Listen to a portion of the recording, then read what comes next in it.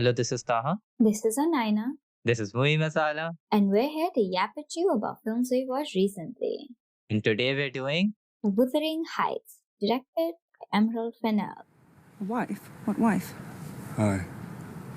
I've always looked fondly on Rose from the Crown. The landlord's daughter. She's quite the plainest girl I ever laid eyes on, and dull too. Shockingly dull. She's practically a simpleton. I cannot sit here all day. Okay, so Anaina, you were really anticipating this film for better or worse, as we said, as we discussed. Firstly, just like in the shortest way possible, I just want to know, do you think it was worth anticipating? No.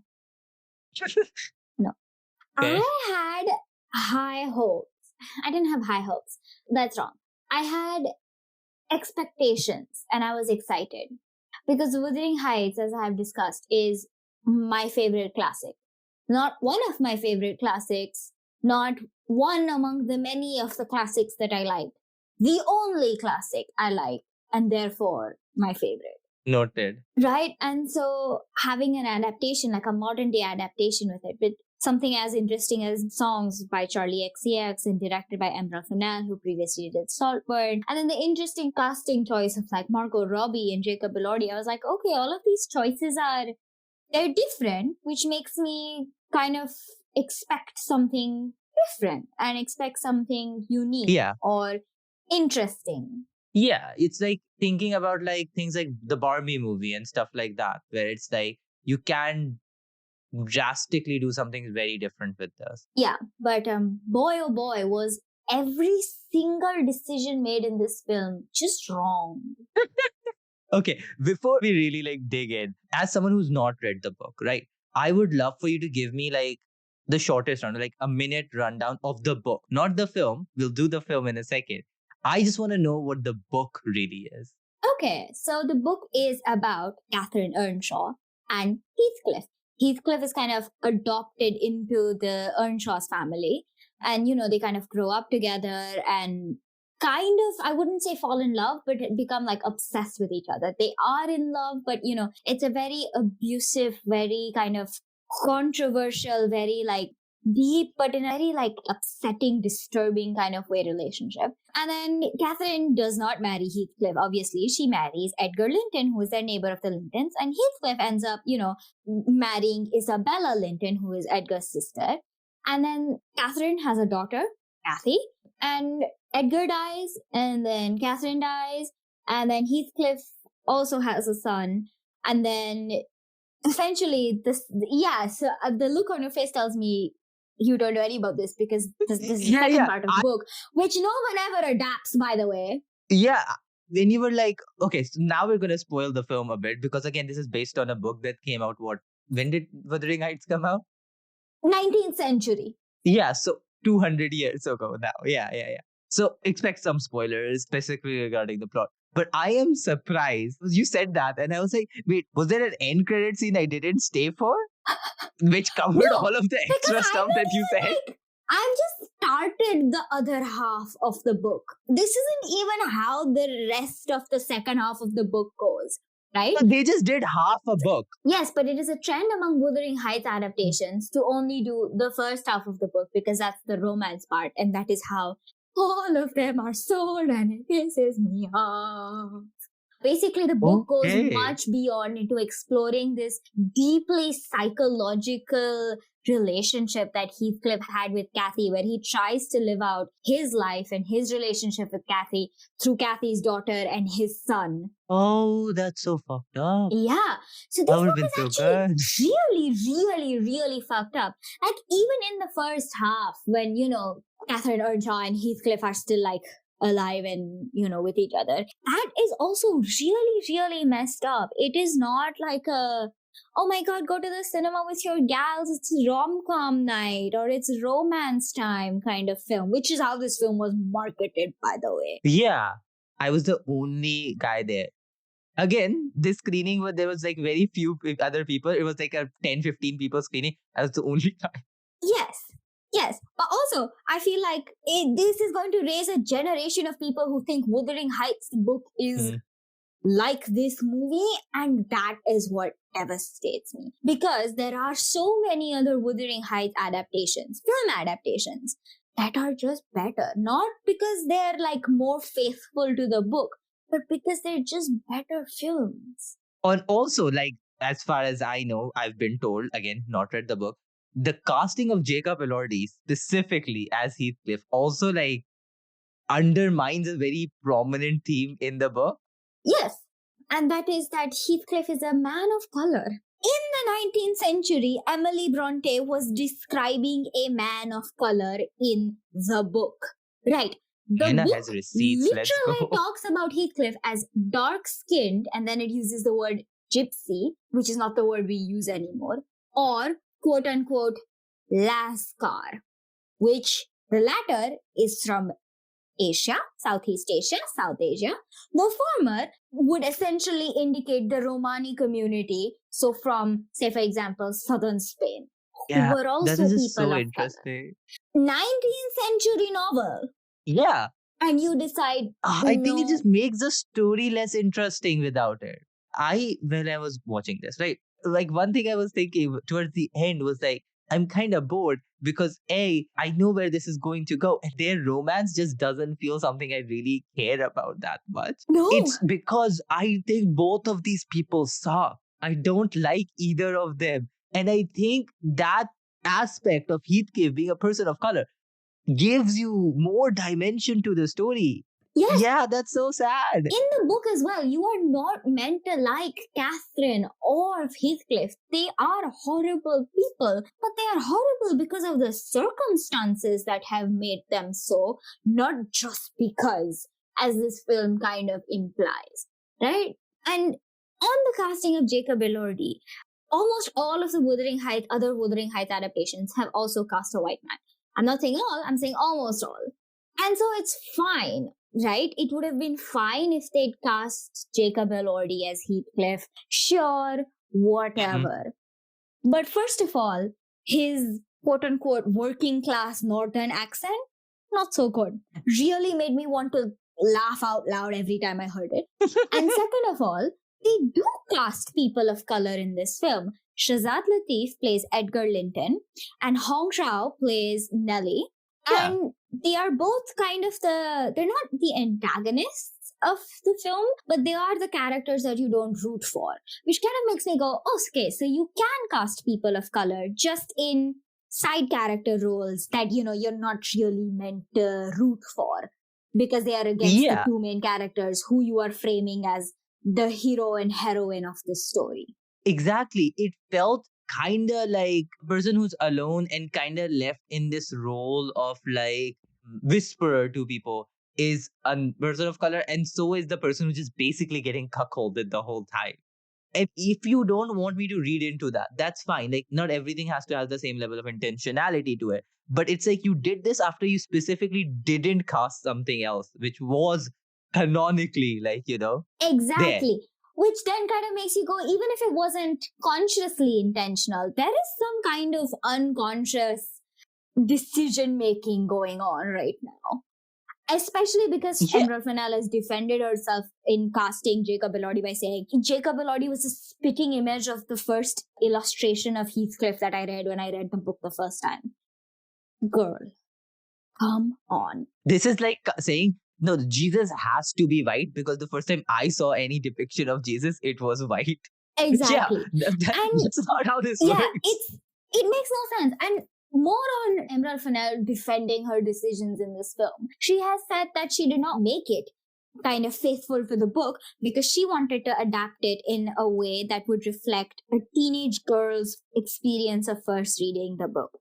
And can I just say, as a teenage girl who read the book the first time when I was, 13, 14 maybe? Please do. That's not what I took away from it. It made me really sad. It made me really mad. And it definitely did not look this way in my head. It looked darker, it felt darker, and it felt primordial and raw, which this film did not feel like. This film felt slimy and sticky. And I'm saying all of these words because literally there is so much slime and stickiness in this film. Yeah, yeah. And when you talk about like the sticky sliminess, I was told specifically with not just with the marketing, but how people are reacting and like the memes to this film was like, it's like so steamy, it's like so horny and this and that. I'll be honest, it's really not. No. It's not. Nah. It's like what a teenager's idea of like artistic movie. It's like a 16-year-old who's like a very like ambitious film student decides I can do both.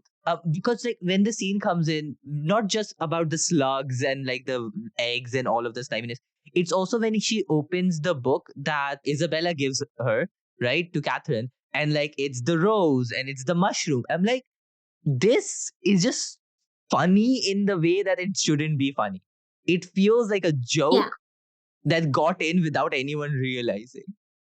Like, why would you do that? Like, it's stupid. It just feels stupid. When Heathcliff sticks his two fingers into the egg yolks and it squelches, I'm like, you're being so fucking obvious about this. I need you to not. Yeah. The very beginning of the film, which is a man grunting and groaning, and you don't see anything, but it kind of sounds like, someone is having sex, but it's actually not. It's actually like a hanging, and you find that out. It just, again, it feels like someone is making these very like immature, inappropriate, not inappropriate, exactly. but That's what I was immature looking for. references. Immature. Yeah, exactly. And I think that is the best exemplified. And what you said about like a young filmmaker finally like trying to make their first film, it's really embodied in the number of montages in this film.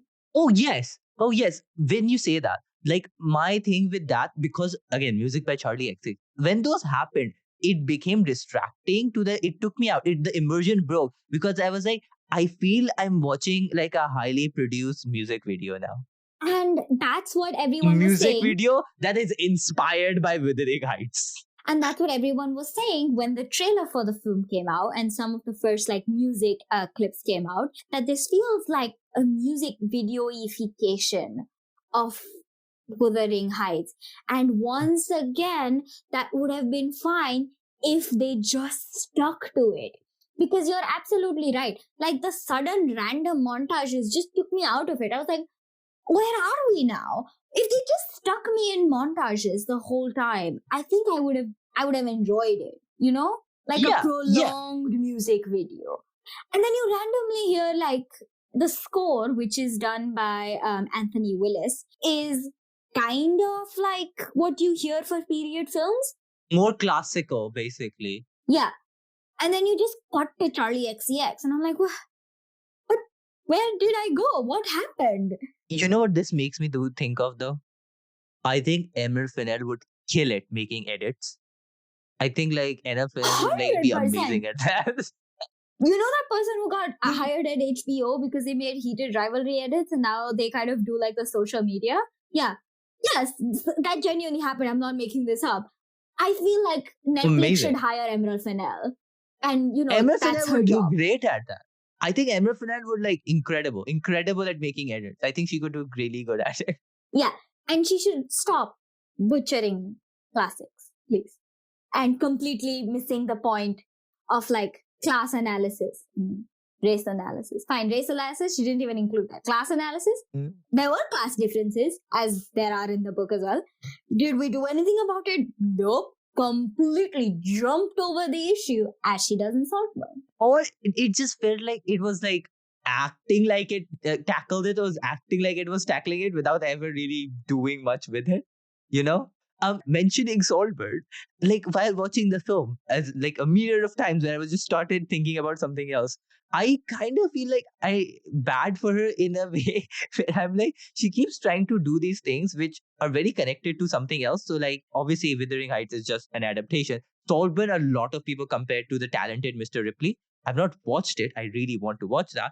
But it's like copying someone's homework badly, but making it very aesthetic. And making it horny. I got half some of the answers wrong, but I used glitter pens. Exactly. Two aspects of the film that were like, I hesitate to use the word good, but like acceptable, I'll say, were the costumes and the cinematography. Yeah. I think there were some really fun, interesting shots here. Yeah, it's shot beautifully. The costumes are gorgeous, done by Jacqueline Duran. They're gorgeous and look stunning on the actors and actresses, but they don't do anything. Again, they're not period accurate. Yeah, they're not period accurate. Yeah. Fine. Okay, nothing about this film is period accurate. We did the Charlie XCX, fine. I'm not expecting the costume to be period accurate either. They do look gorgeous. So, Yeah. a win is a win. And I think it's shot beautifully as well. Yeah, and for me, my favorite parts were Hong Xiao's acting. I think Hong Xiao was really good in this. I enjoyed her a lot. Agreed. And secondly, was just Martin Clunes as Mr. Earnshaw. I forgot what his first name was, because he's such a shitty person. And I love when an actor just like plays a villain just and fully eats up scenery. He's just having so much fun with it. And he just becomes more and more decrepit as the film goes on. But his shittiness doesn't dissipate at all. It just becomes like more raw. And oh my god, I love how shitty and like how bad his teeth look. Like that was my favorite part. So that was where I was most interested and most like hooked. I was like, this, I love how decrepit this man is becoming. So disgusting that I'm having so much fun.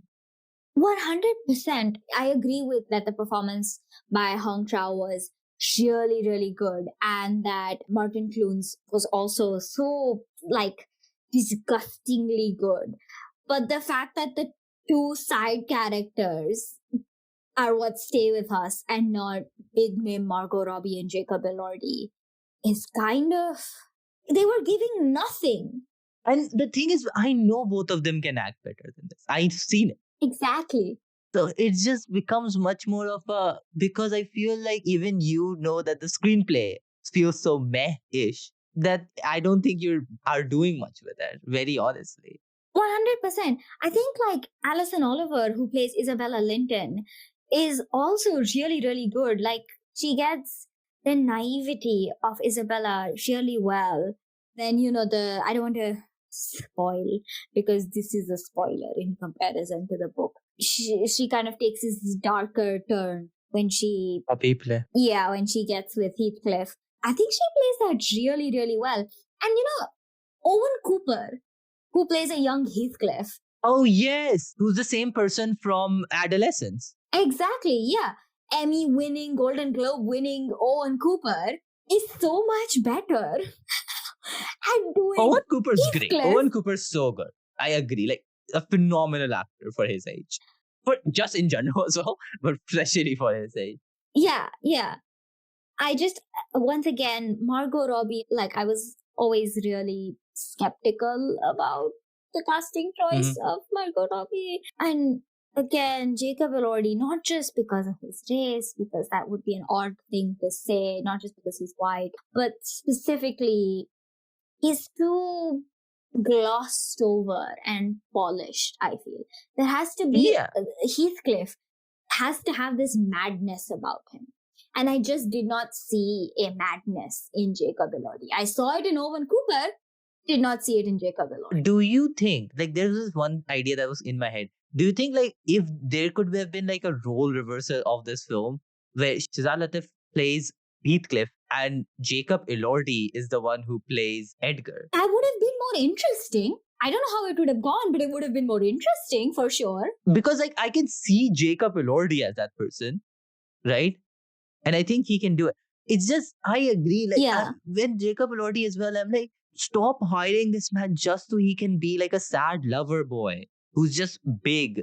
Yeah, it feels really demeaning towards him as well. Do something different. Do something that makes me see you as more than just that. Exactly. I completely agree.